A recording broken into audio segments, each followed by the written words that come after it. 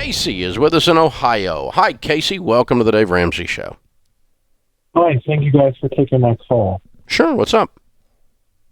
Me and my fiance are trying to figure out what to do about my vehicle, which is a truck. I'd hate to admit it that I took a loan out because I couldn't pay with cash. So we are starting to do the baby steps and pay off our debt. Okay. Currently. And I bought a $7,000 truck, and it turned out to be a bit of a lemon. And I owe $5,000 left on the truck, and I've already paid around $3,000 in repairs. With right now everything, I'm just so worried about keeping it and keep paying it off, or try and sell it, and possibly we would have to take a loan out for another car, but I believe I would qualify for a 0% loan anyway for right now. I'm sorry, what kind of a 0% loan? What are you talking about? They're for like a 6 month or a 6 year or 5 year 0%. Oh, you're talking about a brand new car. Well, yeah. So you would move from a $5,000 car to a $25,000 car. Yeah, $20,000. Yeah, that'd be real stupid.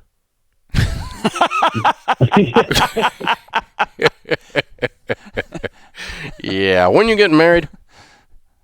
Next May. Next May, a year from now. Okay. Yeah, so there's not a we until May. You don't combine your finances with someone you're not married to. That'll get both of you in trouble and cause you to hate each other. Don't do that. So, what do you make? $60,000 a year. Okay. What other debts do you have other than your truck? I just owe a $3,000 on a credit card that I'm paying. Good. Well, you've done a really good job other than you picked out a bad truck, right? Yeah. Because you don't have that much debt. You got $8,000 worth of debt. You make $60,000. We can clean this up. So I don't mind you selling the truck because you think it's a piece of crap, and I don't doubt it is. I kind of think you're probably right. But I would buy something equal or less, and let's just get it paid off.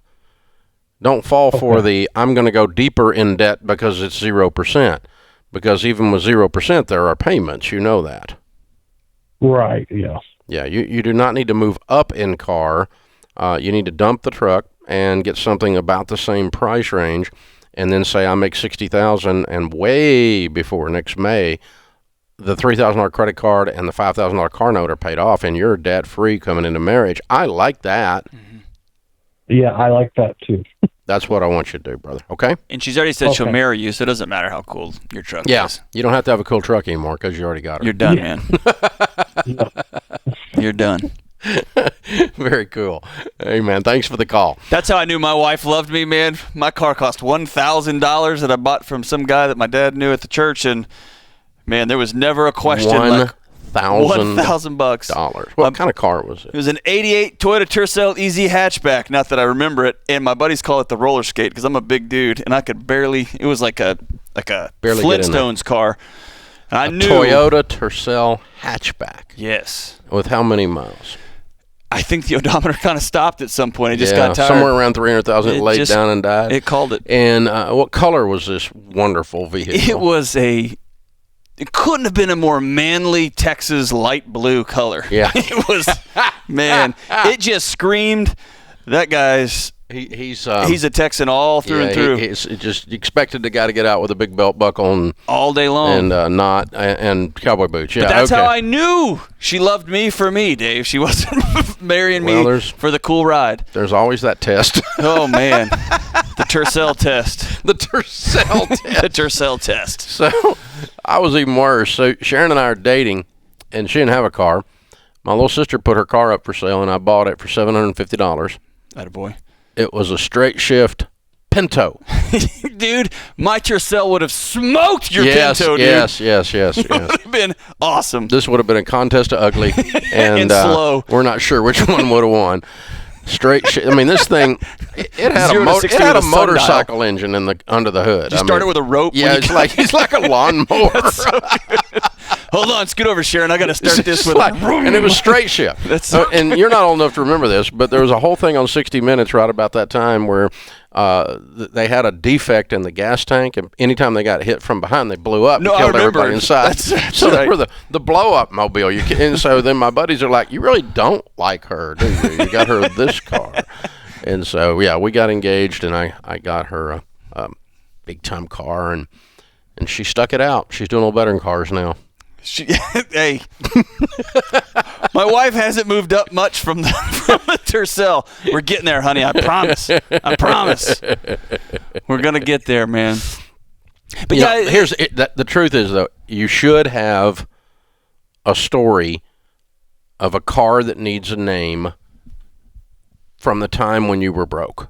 And when you're $8,000 in debt, and you don't have any money, and you make 60, and you're getting ready to get married. That's the time when you were broke. And it's if you don't have that story, it means you tried to circumvent that by going and get a $20,000 car with 0% loan. And he's trying to solve a $5,000 debt with a $20,000 debt, right? Yeah, exactly. Well, he's trying to. He's sick and tired of the stupid truck breaking down. Fair enough, right? Frustration from that's what's driving it. But you should. And sometimes if you have to take a penalty step back to the car that needs a name to get on solid ground and to get out, drive like no one else so that later you can drive like no one else. We are, for years I've been trying to teach people, quit saying the junk car is your Dave car. That's insulting. I look out in the parking lot in your parking spot. Yeah, that's not a Dave car. That's a Dave car out there. My parking spot now, that's what you get afterwards. Right. If you drive like no one else, later you get to drive your Dave car, which is the dream car, It's right? the stupid tax car, not the Dave car. Cool car.